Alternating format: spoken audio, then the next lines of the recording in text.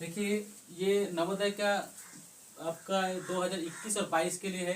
अगर 21 में भी कोई देना चाहता है उसके लिए भी ये एग्ज़ाम 21 के लिए भी देना चाहता है तो उसमें इसका हेल्प करेगा।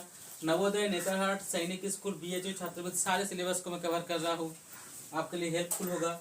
Like, share, comment and subscribe कीजिए चैनल को, बस इतना कहना चाहूँगा। देखो, आज हम लोग सीखेंगे नेतरहाट में जो एक क्वेश्चन आता है अधिकतर, इस क्वेश्चन को हम लोग समझने की कोशिश करेंगे। ठीक है, शब्द समूह ये क्या हिंदी में है, ये किस में है, हिंदी में आपका आता है। किस में आता है, हिंदी में।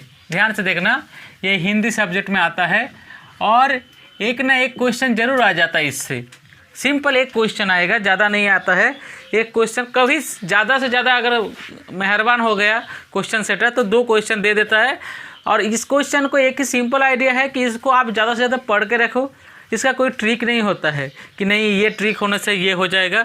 जानकारी रखना पड़ेगा, इसके लिए आपको जानकारी रखना पड़ेगा। तो चलो हम लोग सीखते हैं कि क्या है। ठीक है, जस्ट वेट, निकाल लेते हैं। तो देखो, अगर मैं लिखता बड़ा बड़ा करके तो मेरा सारा दिन निकल जाता। तो जस्ट मिनट। तो देखो क्या है, तो सबसे पहले हम लोग का दिया गया है क्या है, सबसे पहले दिया गया है शब्द समूह के लिए एक शब्द जो अधिक बोलता है।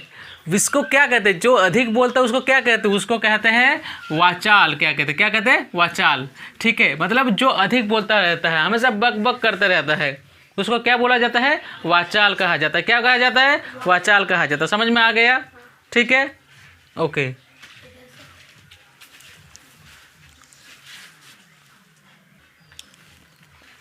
नेक्स्ट देखो क्या है, निराकार। तो निराकार, अब निराकार क्या है देखो, तो निराकार मतलब क्या, जिसका कोई आकार ना हो उसी को ना कहते हैं निराकार। तो क्वेश्चन दिया जाएगा जिसका कोई आकार ना हो तो उसको क्या कहते हैं, उसको कहते हैं निराकार कहते हैं। क्या कहते हैं, निराकार। क्वेश्चन आएगा क्या, क्वेश्चन क्या पूछेगा, क्वेश्चन पूछेगा जिसका कोई आकार ना हो, जिसका कोई आकार ना हो। समझ में आया? जिसका कोई आकार ना हो उसे कहते क्या, निराकार। जिसका कोई आकार ना हो उसका। अब अनपढ़, अनपढ़ किसे कहते हैं, जो पढ़ाई लिखाई नहीं किया हो उसे ना अनपढ़ कहेंगे। जो पढ़ाई लिखाई नहीं किया हो उसे हम क्या कहते हैं, अनपढ़। तो जो पढ़ा लिखा ना हो, क्वेश्चन दिया जाएगा क्या, जो पढ़ा लिखा ना हो उसे क्या कहते हैं। देखो, शब्द के समूह के बदले एक शब्द, शब्द के समूह के लिए एक शब्द, मतलब क्या, जो बहुत अधिक बोलता है, इतना बड़ा दिया जाएगा, उसमें आंसर क्या लिखेगा, ऑप्शन में दिया जाएगा वाचाल वगैरह वगैरह दिया जाएगा। तो आपको किस पर टिक करना है, वाचाल पे टिक करना। समझ में आया? व्हाट इज से, got it my point. Next देखो, अनपढ़ हो गया। सर्वव्यापक। अब देखो, सर्वव्यापक मतलब क्या होता है। देखो, सर्वव्यापक, सर्वव्यापक का होता है क्वेश्चन, इसमें क्वेश्चन क्या पूछा जाएगा, जो सब जगह हो। क्या हो, स्ट्रेट बैठो, स्ट्रेट बैठो। आप लोग ध्यान दो, ध्यान नहीं दोगे तो कभी पास नहीं कर सकते हो। Please everyone concentrate. जो सब जगह हो, जो सब जगह हो तो उसे कहते हैं सर्वव्यापक। जैसे हम लोग क्या कहते हैं, भगवान। हम लोग क्या कहते हैं, भगवान। हम लोग बोलते हैं कि नहीं, वो भगवान हर जगह है, बोलते हैं कि नहीं। अगर हम लोग क्या बोलते हैं, भगवान के मंदिर में ही है। आगे का ऐसा कॉन्सेप्ट था, आगे ऐसा कॉन्सेप्ट था कि भगवान मंदिर में ही होता है। लेकिन फिर क्या, हम लोग जो ऐसा कॉन्सेप्ट आगे भी नहीं था, मैं बोल दिया। लेकिन बहुत किसी का मानना है कि मंदिर में जाके पूजा करेंगे तो ऐसा है। लेकिन फिर क्या, बहुत बहुत महापुरुषों ने क्या कहा, बहुत बहुत मतलब जो हम लोग का मतलब साधु संतों ने क्या कहा, नहीं, भगवान हर एक जगह है। भगवान क्या, हर एक जगह। कैसे, कहा है, अगर आप मंदिर में जाओगे तो पर भी, अगर आप मन ही मन में प्रार्थना करोगे, भगवान मेरा ये प्रॉब्लम है, इसका सॉल्यूशन क्या है, ये हम लोग मन ही मन में भगवान को प्रार्थना करते हैं। क्या हम हर एक जगह जा सकते हैं, नहीं जा सकते। तो जो सब जगह हो, जो सब जगह हो, क्या हो, सर्वव्यापक। देखो, जैसे हवा, जैसे इस धरती में हवा, आप मान के चलो कहीं पर भी इस धरती में अगर समतल एरिया में कहीं भी जाओ तो हवा क्या हर एक जगह है कि नहीं। आप बोलोगे पानी के अंदर, पानी के अंदर भी हवा होता है, होता है कैसे? क्योंकि देखो पानी के अंदर हवा अगर नहीं होता तो मछली जी पाती? क्या मछली जिंदा रह पाता? नहीं पाता ना।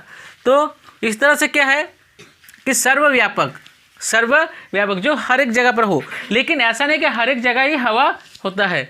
देखो जब हम लोग बहुत ऊंचाई पे चले जाते हैं तो हवा बहुत पतली हो जाती है, ठीक है, अंतरिक्ष में हवा नहीं है।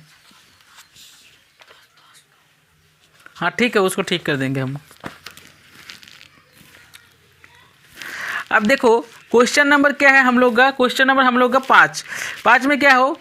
देखो पूर्वाह्न क्या है? पूर्वाह्न जो दोपहर से पूर्व का समय, दोपहर से पूर्व का समय क्या है? पूर्वाह्न। तो हम लोग क्या कहते हैं? दोपहर से पूर्व का समय पूर्वाह्न। समझ में आया? दोपहर से पूर्व का समय पूर्वाह्न। एक चीज़ हम लोग आप लोग को सिखा देते हैं। देखो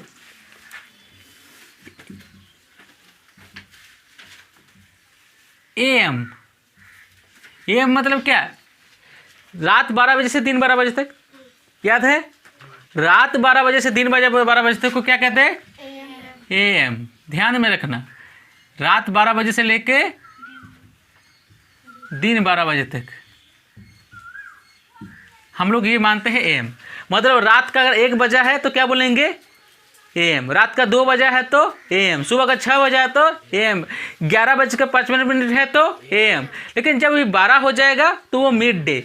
जब आपका रात 12 बजेगा उसको कहते हैं मिड नाइट। एकदम पाका पाकी 12। समझ में आया? हाँ पाका पाकी, ठीक है, काचा काची नहीं। अब देखो तो ये क्या होता है? तो रात 12 से दिन 12 बजे तक क्या होते हैं? एएम। तो एएम को कहते हैं एंटी मेरिडियन। क्या कहते हैं? Anti meridian. तो एंटी मेरिडियन मतलब क्या हुआ? एएम। देखो पीएम मतलब क्या हो जाता है? ये प्राइम मिनिस्टर नहीं है, ठीक है, प्राइम मेरिडियन से पोस्ट मेरिडियन। क्या बोलते हैं? Post meridian. तो देखो दिन 12 बजे से लेकर रात 12 बजे तक, तो दोपहर का 1 बजे क्या होगा? पीएम। दोपहर का 2 बजे क्या होगा? पीएम। शाम का 4 बजे क्या होगा? पीएम। तो ये समझ में आ गया कि पीएम कौन है और एएम कौन है। अब देखो पीएम से क्या होता है? पूर्वाह्न। पीएम से क्या होना चाहिए? पूर्वाह्न। पी से पूर्वाह्न। और ए से क्या होगा? अपराह्न। 2 सिस्टम होता है, अपराह्न और पूर्वाह्न। तो पूर्वाह्न क्या होता है? पू। हम लोग पू से याद रखेंगे, पू से कुछ मतलब अलग मत समझना। क्या है?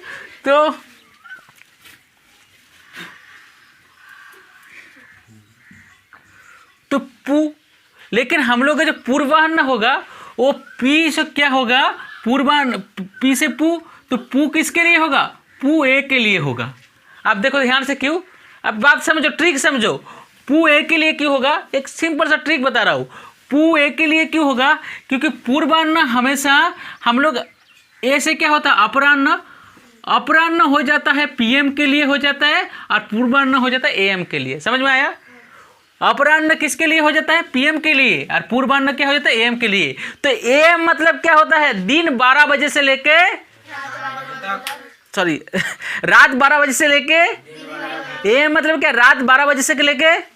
समझ में नहीं आया? जोर से बोलो। रात 12 बजे से लेके, फिर से समझो, रात 12 बजे से लेके, दिमाग में आया? रात 12 बजे से लेके दिन 12 बजे तक को हम लोग क्या कहेंगे? पूर्वाह्न।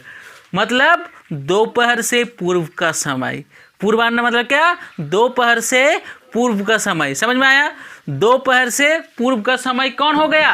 पूर्वाह्न। मतलब रात 12 बजे से लेके दिन 12 बजे तक हम लोग क्या बोलेंगे? अगर 10:50 हो रहा है तो वो मेरा पूर्वाह्न आएगा। लेकिन अगर मेरा 1 बज रहा है तो वो अपराह्न में आएगा। समझ में आया? Got it my point?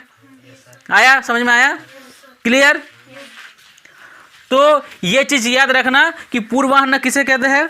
तो पूर्वाह्न कहते हैं दोपहर से पूर्व का समय। दोपहर से पूर्व का समय। दोपहर से पूर्व का समय को क्या कहते हैं? पूर्वाह्न। देखो इस चीज को समझाने के लिए मैंने काफी वक्त ले लिया, ठीक है, लेकिन इसको एक काम करना, मेरा बहुत ही कीमती है ये, इसको मिटा रहा हूँ, ठीक है। अब तुम लोग बोलोगे सर आप इतना गरीब है कि डस्टर भी नहीं खरीद पा रहे हो। देखो डस्टर से सही नहीं मिटता है, इसी कारण डस्टर नहीं लाते। अब इसके बाद गरीब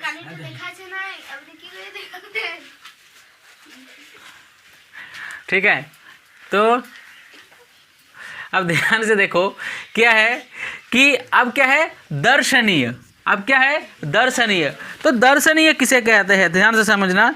ये मेरा 6 नंबर है, जो देखने योग्य हो, जो स्ट्रेट बैठो, स्ट्रेट बैठो, कमर सीधा करो, एकदम स्ट्रेट, आंखें बड़ा बड़ा उल्लू जैसा हो जाएगा और सामने को ध्यान दोगे, ठीक है, जैसे एकदम दिमाग में घुस जाए, एकदम कमर सीधा, straight, look at front and be concentrate every time. Okay, देखो दर्शनीय, हंस रहे हो, समझ नहीं आता है तुम लोग को। देखो देखो, जो देखने योग्य हो, जो क्या करत रही बबुआ, ठीक है। तो क्या है दर्शनीय। ध्यान से देखो, जो कहा है भाई, जो देखने योग्य हो, क्या, जो देखने योग्य हो उसे हम लोग क्या कहते हैं दर्शनीय। तो देखो अब मान के चलो तुम लोग कहाँ गए हो, कोलकाता में एक विक्टोरिया मेमोरियल हॉल है, ठीक है, बहुत ही सुंदर जगह है। अगर तुम वहाँ पर गए हो तो क्या है, तो वहाँ पर गए हो तो वो क्या देखने योग्य है, दर्शनीय स्थान। अरे मैं कोलकाता गया था, कोलकाता में देखे बहुत ही सुंदर एक विक्टोरिया मेमोरियल। मैं लाल किला गया था, कहाँ, लाल किला, रेड फोर्ट कहाँ पर है, दिल्ली में है। अब दिल्ली में है तो आप एक काम करो, अगर तुम दिल्ली गए हो और रेड फोर्ट देख के आए हो तो क्या है वो दर्शनीय स्थान। अब तुम गए आगरा, ताजमहल देखने गए हो, ताजमहल, ध्यान से समझना, ठीक है, बहुत ही अच्छा बैठने का स्टाइल है, ठीक है। तो एकदम डॉगी जैसा लग रहा है। देखो ध्यान से, स्ट्रेट बैठो। तो उससे बेबी डॉगी होता है ना, जैसे एकदम जिसका पग नोच होता है, हाँ, खैर आई एम जॉकिंग। तो क्या होता है दर्शनीय मतलब क्या, देखो जो ताजमहल, ध्यान से समझना, जैसे ताजमहल क्या एक दर्शनीय स्थान है या नहीं, हाँ या ना, जोर से बोला, हाँ या ना।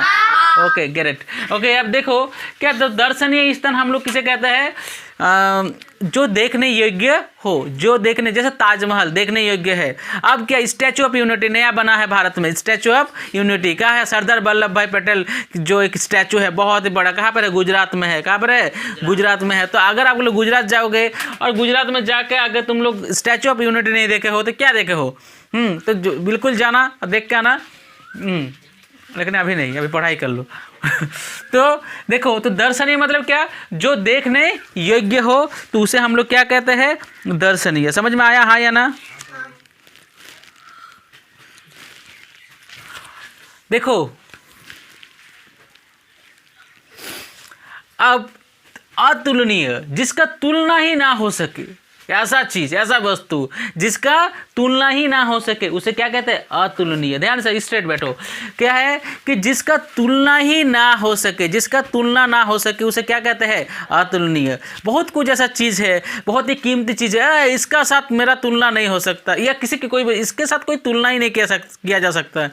अब मान के चलो, जैसे हम ताजमहल को ही ले लेते हैं, क्या ताजमहल का तुलना हम एक छोटा मोटा घर से कर सकते हैं, हाँ कर सकते हैं। तो अतुलनीय, तो क्या, अब देखो जिसका तुलना नहीं किया जा सकता, बहुत स्पेशल हो, हाँ, तो उसे कहते हैं अतुलनीय। ध्यान से समझना, इसमें क्वेश्चन आपको क्या पूछेगा, क्वेश्चन आपको पूछेगा जिसका तुलना ना हो सके, जिसकी तुलना ना हो सके, क्या होगा, जिसकी तुलना ना हो सके उसको कहते हैं अतुलनीय। ध्यान से समझना, ध्यान से समझना, जिसका तुलना ना हो सके। अब देखो जिसका, हाँ, अब क्या है अद्वितीय। अद्वितीय मतलब क्या, जैसे उसका जैसा कोई द्वितीय ना हो, है ना, उसके जैसा द्वितीय। Any question? ओके, तो क्या है, ध्यान से, जिसके समान दूसरा ना हो, जिसके समान दूसरा ना हो, वही ना अद्वितीय हो, जिसका समान दूसरा ना हो अद्वितीय है। तो क्या, जब देखो महाभारत में अगर जाते हो हम लोग तो क्या गुरु द्रोणाचार्य ने क्या कहा था कि अर्जुन अद्वितीय है, क्योंकि उसके समान तीरंदाजी दूसरा कोई नहीं कर सकता। लेकिन क्या हुआ, वह ऊपर कर्ण आ गया और कर्ण ने क्या किया, कर्ण ने दिखा दिया कि नहीं, मैं भी अर्जुन से बेहतर हूँ, ठीक है। ऐसा दिखाने का कोशिश किया। मैं कंट्रोवर्सी पे नहीं जा रहा हूँ, ऐसा होता है। और क्या हुआ था, एकलव्य का नाम सुने होंगे कि उसका क्या होता है, गुरु द्रोणा ने क्या किया था, दो जो उंगली है उसका काट मांग लिया था, क्योंकि वो भी बहुत ही बेहतरीन तीरंदाज था। तो देखो, तो इसीलिए क्या है कि अद्वितीय, जिस मतलब क्या, जिसके समान दूसरा कोई ना हो, अद्वितीय। ठीक है, तो वो गुरु द्रोणा का एक प्रकार से प्राइड था, अहंकार था कि मेरे जो अर्जुन के समान दूसरा कोई ना हो। लेकिन अर्जुन भी बहुत ही अच्छे थे, बहुत ही बेहतरीन तीरंदाज थे। वैसे मैं भी नहीं देखा हूँ ठीक है, लेकिन वो तो महाभारत के बहुत ही इम्पोर्टेंट पात्र है, तो उसमें हम लोग नहीं जाएंगे। खैर, तो कहाँ पर हो गया मेरा, अतुलनीय हो गया, अद्वितीय हो गया। अब नंबर 9 में जाते हैं। नंबर 9 में जाते हैं, जिसका वर्णन ना हो सके, जिसका वर्णन ना हो सके, जिसका वर्णन ना हो सके उसको क्या कहते हैं, अवर्णनीय।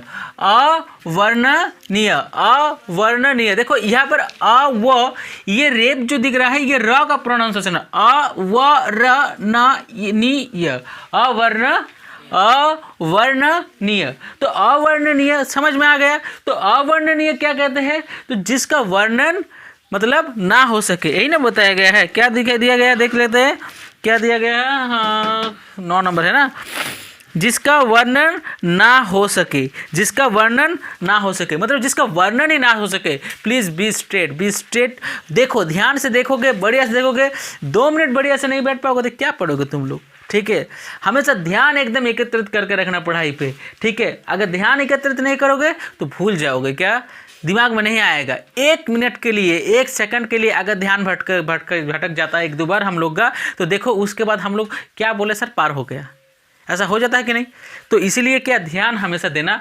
अवर्णनीय, अवर्णनीय मतलब क्या, जिसका वर्णन ना हो सके। ठीक है, यही ना बताया गया है, जिसका वर्णन ना हो सके, अवर्णनीय। मतलब ऐसा कोई एग्जाम्पल लो जिसका वर्णन ना किया जा सके। अब मान के चलो, एक बहुत ही अच्छा क्या है, एक बहुत ही अच्छा हम बता देते हैं, एक पेंटिंग है मोनालिसा का, बहुत ही अच्छा, लियोनार्डो दा विंची नाम का कोई, शायद, आई एम सॉरी मैं सही प्रोनाउंस नहीं कर पा रहा हूँ। तो क्या हुआ है कि एक पेंटिंग बना है मोनालिसा का, तो इतना वो खूबसूरत है, मतलब इतना खूबसूरत नहीं, मतलब उसका जो है वो एकदम ऐसा दिखता है कि उसका जो है, मतलब एक सिंपल से एक लड़की है, औरत है, जो सिंपल दिखने में है, लेकिन उसके मतलब क्या है, फेस में एक बहुत ध्यान से देखने पर एक स्माइल आता है। क्या होता है, एक स्माइल दिखती है। तो वो स्माइल मतलब बहुत ही ध्यान से देखने पर उसमें एक स्माइल दिखता है। तो क्या है कि सोचो, जो हम लोग का जो पेंटर है, तो वो इतना स्पेशल बनाया था कि उसको देख के समझने, काफ़ी ध्यान से देखने के बाद पता चलता है कि वो लड़की जो है स्माइल कर रही है। हाँ, लेकिन उसका फेस से ऐसे सामने से जब देखोगे बहुत ही ध्यान से तब आता है। तो क्या इसका मतलब क्या, कुछ कुछ चीज़ का वर्णन नहीं किया जा सकता, कुछ कुछ चीज़ इतना स्पेशल होता है जिसका वर्णन ना हो सके, तो उसको हम लोग क्या कहते हैं, अवर्णनीय। ठीक है, जिसका वर्णन ना किया जा सके, अवर्णनीय। देखो, अनपढ़ तो ऑलरेडी बता दिए हम लोग, सॉरी अनपढ़ ऑलरेडी बता दिए, क्योंकि यहाँ पर है अनपढ़, तो इसका हम बाद में देखते हैं कि इसका क्या किया जा सकता है। ठीक है, तो अब इसके बाद है अनंत। अब देखो, अनंत किसे कहते हैं, ध्यान से देखना, अनंत किसे कहते हैं, तो जिसका अंत ना हो, जिसका अंत ना हो। हम लोग देखो आकाश की ओर देखते हैं, आकाश की ओर देखते हैं, मान के चलो आज आप लोग जहाँ पर हो, कल आप अपने मामा घर जाओगे, क्या वहाँ पर आकाश नहीं दिखता है ना, वहाँ पर क्या पेड़ दिखता है ऊपर हाँ, ये सिर्फ हेलीकॉप्टर दिखता है, नहीं छत दिखता है। अच्छा, वेरी गुड। तो क्या है कि एक बगल तो अनंत, जिसका आकाश, जैसे आकाश हम लोग का क्या है, अनंत है, आकाश कुछ नहीं है। देखो हम लोग का जो पृथ्वी है, ये जो पृथ्वी है, ये पृथ्वी क्या है, अंतरिक्ष में है, ये क्या है, अंतरिक्ष में है, इसके चारों ओर क्या है, सिर्फ ब्लैंक है, इसके चारों ओर क्या है, ब्लैंक। तो क्या होता है, हम लोग को क्या दिखता है, ऊपर आकाश दिखता है, हम लोग क्या दिखता है, ऊपर में सिर्फ एक आकाश दिखता है। ठीक है, तो इसी के आकाश को हम लोग एक प्रकार से क्या कहते हैं, अनंत कह सकते हैं। जिसका अंत ना हो उसको हम लोग क्या कहते हैं, अनंत। जिसका अंत ना हो उसको कहते हैं अनंत। मान के चलो, जैसे हम लोग बोलते हैं भगवान का कभी अंत नहीं है, क्योंकि हम लोग का भगवान जो होता है वो क्या होता है, एक प्रकार से क्या कहते हैं, क्योंकि उसका कभी ना जीवन है ना मरण है, तो क्या वो एक प्रकार से अनंत है, वो अनंत काल तक जिएगा। इस तरह से हम लोग एक कल्पना करते हैं। ठीक है, तो उसको कहते हैं अनंत। ठीक है, इसके बाद समझाते हैं, रुको। ठीक है, तब तक के लिए 1 मिनट का ब्रेक। हाँ, तो देखो क्वेश्चन क्या है कि देखो 6.1/2% वार्षिक ब्याज की दर से 15,000 का 3 वर्ष का मिश्र धन क्या होगा। तो क्वेश्चन में ज़्यादा कुछ है नहीं, सिंपल बोला गया है कि जो इतना परसेंट वार्षिक ब्याज की दर से, तो हम लोग का देखो दर मतलब आर क्या दिया गया है, तो आर दिया गया है 6/1/2%। तो इसको मैं तोड़ूंगा तो कैसा लिखूंगा, तो ये इसके साथ क्या होगा, गुना होगा कि नहीं। तो 6×2 = 12 और इसके साथ 1 जुड़ जाएगा तो क्या हो जाएगा 12 × 1 = 13। तो ये 13/2% हुआ कि नहीं हुआ। ठीक है, अब देखो ये तो हो ही गया। इसके साथ बात समझने वाली बात क्या है कि वार्षिक ब्याज की दर से 15,000, तो 15,000 तो ये मेरा पी क्या हो गया, तो पी हो गया मेरा 15,000। बात समझ रहे हो, पी क्या हो गया मेरा 15,000। 3 वर्ष का मिश्र धन क्या होगा। 3 वर्ष मतलब जो है ये जो मेरा टाइम हो गया वो क्या हो गया 3 इयर्स। क्या हो गया 3 इयर्स। अब मेरा मिश्र धन क्या होगा, तो देखो सिंपल हम लोग जानते हैं मिश्र धन निकालने का एक तरीका होता है। तो सबसे पहले हम लोग SI निकालेंगे। SI क्या हो रहा, तो SI का फॉर्मूला P/R/T/100 ये होता है कि नहीं होता है, होता है। अब नेक्स्ट समझो कि P मेरा हो गया 15,000, मेरा क्या हो गया R क्या हो गया, तो R मेरा हो गया 13/2%। तो मैं 13/2 जो है, तो एक काम करूँगा 2 क्या हो गया इसके नीचे होगा, तो डायरेक्ट 13 को हम यहाँ लिखेंगे इस तरह का। देखो एक बात समझो, अगर ऐसा रहता है 13/2 तो हम लोग जो फार्मूला है कि इतना बटे जो हम लोग ये लिखते हैं, टाइम कितना है 5 वर्ष है ना, टाइम कितना है 3 इयर्स, हाँ टाइम 3 इयर्स है। तो ये 13/2 को डायरेक्ट नीचे लिख दो आप, उतना ज़्यादा सोचना नहीं है। और मेरा जो ये 100 है 100 लिख दिए। अब देखो क्या है, कुछ करने का है नहीं, ये कट गए ये कट गए ये कट गए ये कट गए, तो ये 2 बचा है कि नहीं। तो 150 है, तो हम लोग जानते हैं कि 75 दूनी 150 होता है कि नहीं होता है। अब देखो यहाँ पर 75 हो गया और 3 3 जा कितना हो गया तुम्हारा, 3 3 जा हो गया 39, 3 13 जा कितना हो गया 39 होता है कि नहीं। तो 75 को हम 39 से गुना देंगे, आप लोग के सामने में गुना देता हूँ। ठीक है,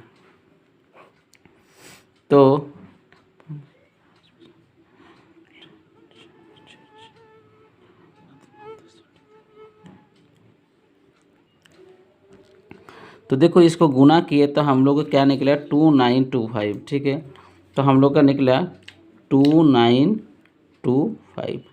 तो ये क्या हो गया हम लोग का ऐसा ही हो गया।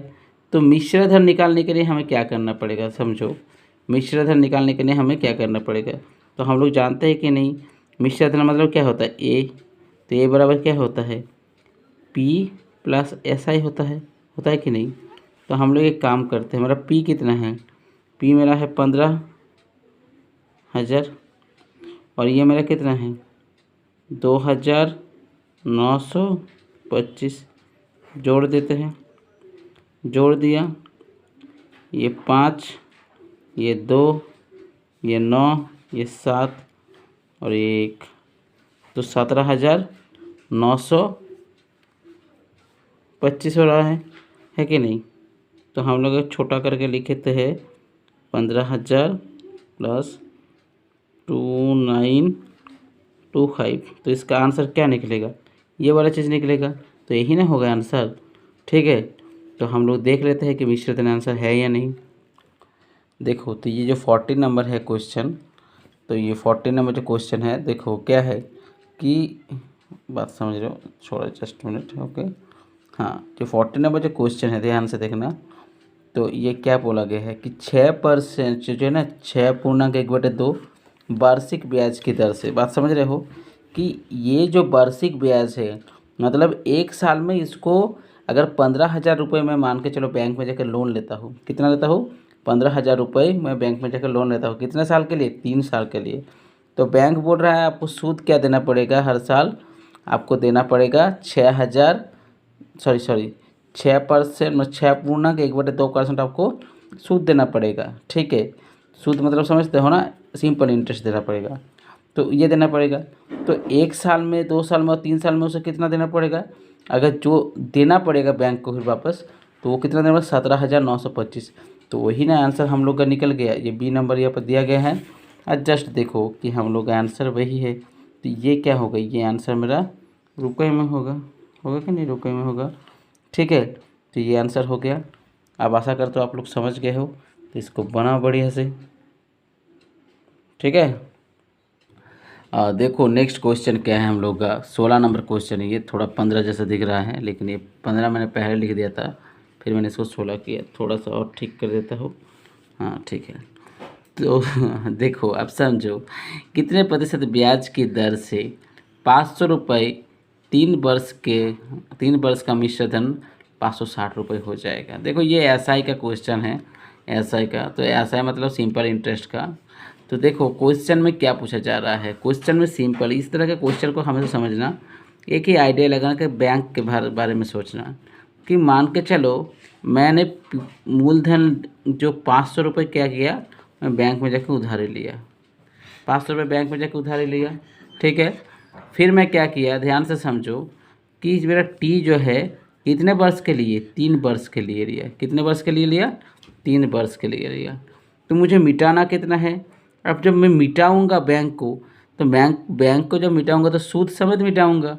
बैंक तो मेरा पापा नहीं है कि बोलेगा तुमको बेटा नहीं चाहिए, पैसा देने का ज़रूरत नहीं है। तो ऐसा तो नहीं है। तो इसीलिए क्या, मैं 560 रुपये बैंक को दे रहा हूँ। कितना दे रहा हूँ, 560 रुपये। तो मुझे तो कुछ परसेंट उसमें मुझे तो कुछ परसेंट देना पड़ेगा। तो मुझे परसेंट तो मुझे पता नहीं है। तो वही परसेंट यहाँ पे निकालना है कि कितने प्रतिशत ब्याज। तो मतलब हमें क्या निकालना है, कितने प्रतिशत ब्याज, यही चीज़ निकालना है। तो आर निकालना है। तो देखो हम लोग सिर्फ एक ही फार्मूला के ऊपर विश्वास करना। देखो हम लोग क्या जानते हैं कि ए बराबर क्या होता है, ध्यान से समझना। ए बराबर क्या होता है, पी प्लस एस आई होता है कि नहीं होता है, होता है। अब क्या हम लोग लिख सकते हैं पी प्लस एस आई बराबर ए, हाँ या ना, आंसर दो हाँ या ना। Okay very good. तो अब एक बात समझो कि एस आई जो है ये एस आई हो गया, तो ये ए है। पी भाई बोल रहा है क्या है, इसका है कुछ नहीं, मतलब क्लास है, उसको उधर भागो तुम। तो ये हो गया माइनस, ये प्लस क्या होता है, माइनस।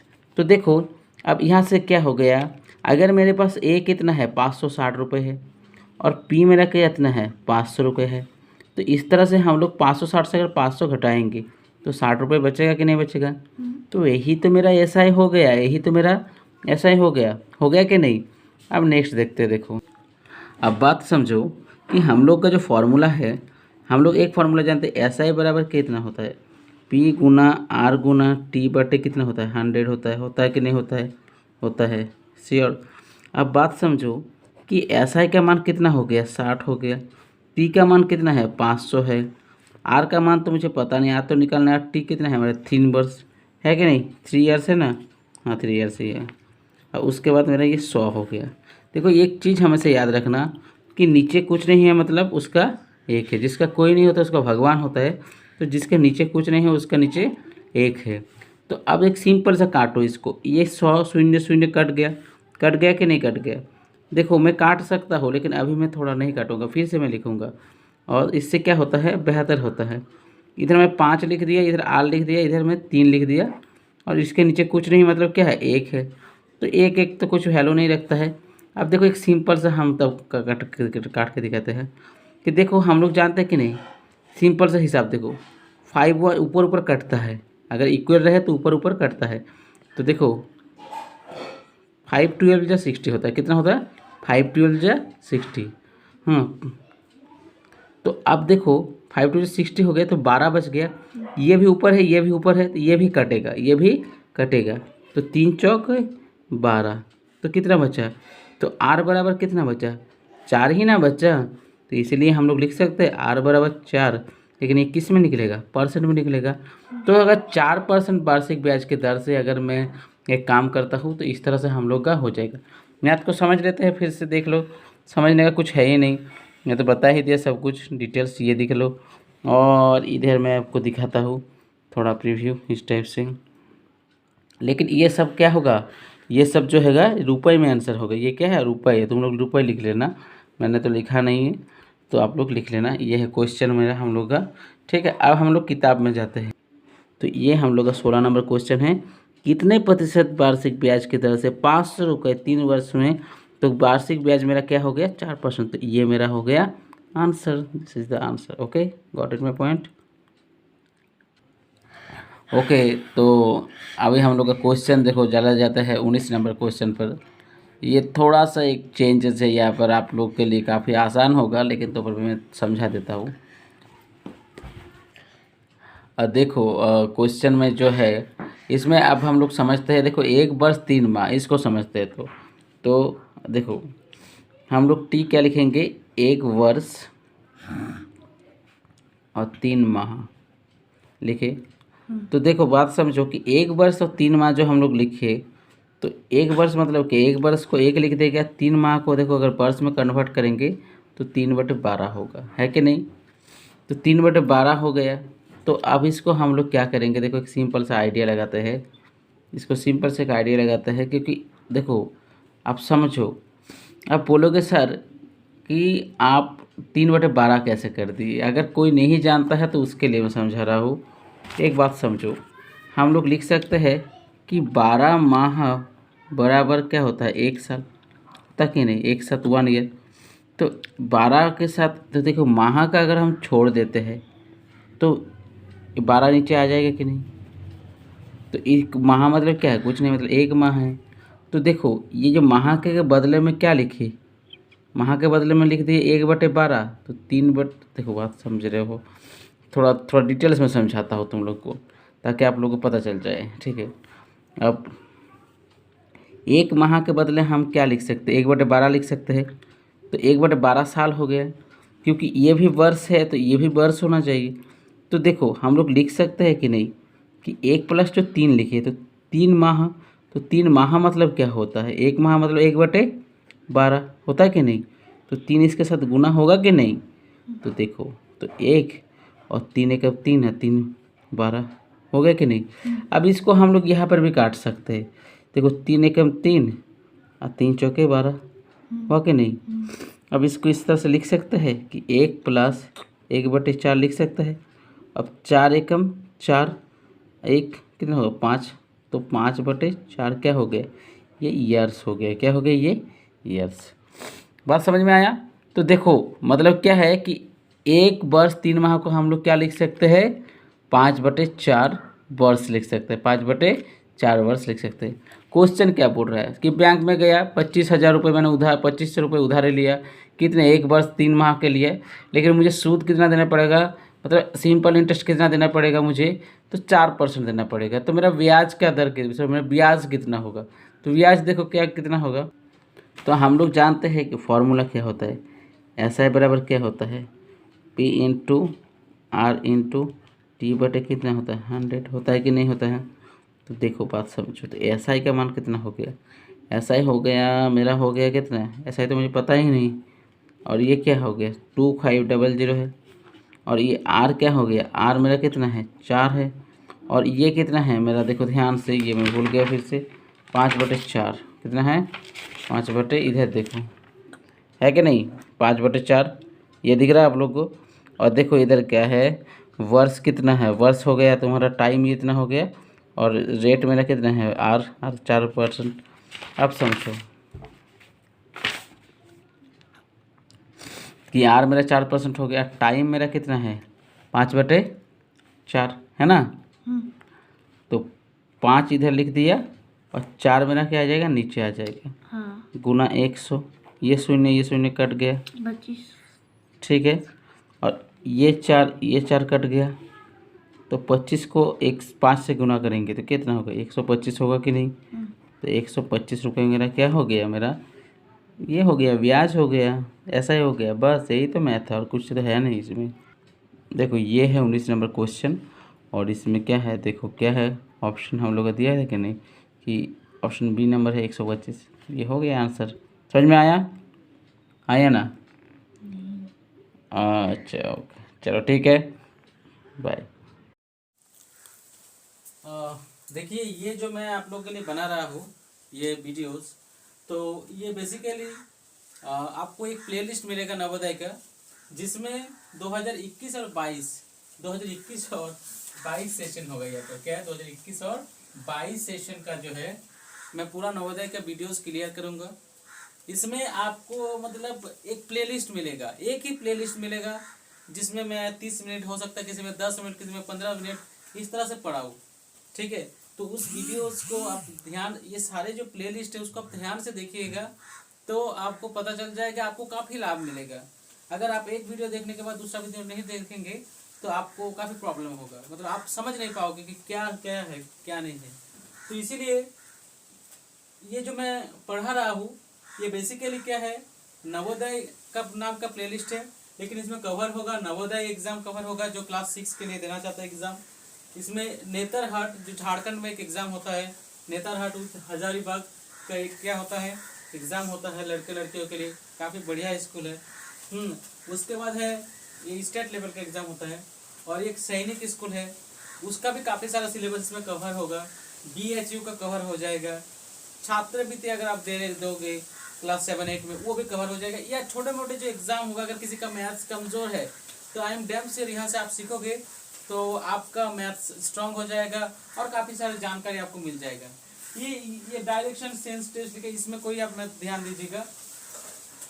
और ये सिर्फ मैं अपने स्टूडेंट को सिखाने के लिए लिखा हूँ। बेसिकली आप लाइक कीजिए, देखिए मेहनत करता हूँ, लाइक कीजिए, अच्छा लगे तो शेयर कीजिएगा, तभी एक दूसरे के पास जा पाएगा। कमेंट कीजिए, किसी जगह समझ में ना आ रहा है बढ़िया कमेंट कीजिए, जो आपको समझ में नहीं आ रहा है, जिस जगह आपको इम्प्रूवमेंट की ज़रूरत है या मेरे से कुछ गलती हो रहा है तो कमेंट कीजिए एंड सब्सक्राइब कीजिए। अगर ये चैनल आपको डेफिनेटली हेल्प करता है तो प्लीज़ सब्सक्राइब कीजिए। ठीक है, इतना ही कहना चाहूँगा।